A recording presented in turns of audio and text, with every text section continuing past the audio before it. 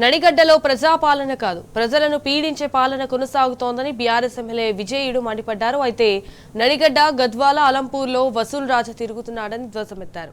అధికారం అడ్డు పెట్టుకుని NH-44 పనులు నిలిపేశారని విమర్శించారు. అలంపూర్ తాలూకాలో మొరం ఇసుక యథేచ్ఛగా తరలిస్తున్నారని ఫైర్ అయ్యారు.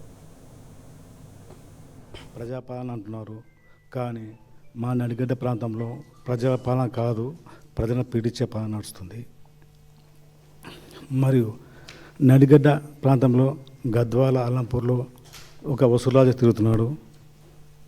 మరియు అదేవిధంగా అధికారాలని అడ్డం పెట్టుకొని మొన్న NH-44 పనులు జరుగుతుంటే ఆపేశాడు ఈ వసూలాజ. 8 కోట్లు డబ్బులు ఇస్తేనే ఆ పనులు స్టార్ట్ చేస్తాను, లేకపోతే లేని అవి ఆపేశాడు వసూలు రాజా.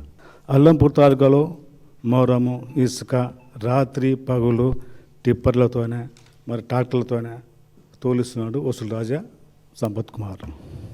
మండల అధికారులను తరచుగా ట్రాన్స్ఫర్ చేస్తూ ఉంటాడు.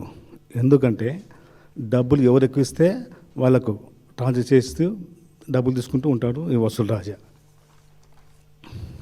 అదేవిధంగా పంచాయత్ సెక్రటరీని ఒక తాలూకా నుంచి ఒక తాలూకాకి చరిత్రలో ఎప్పుడు లేని విధంగా 50 మంది ట్రాన్స్ఫర్లు చేపించి మళ్ళీ తిరిగి అదే స్థానంలో తీసుకోడానికే 2 లక్షల నుంచి 2,50,000 నుంచి డబ్బులు తీసుకుంటాడు ఈ వసూలు రాజా.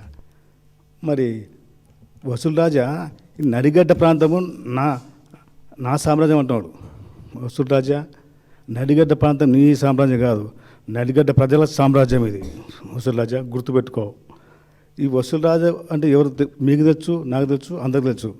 SCS Sampath Kumar, AICC secretary. ఇది ఈయన బండారం.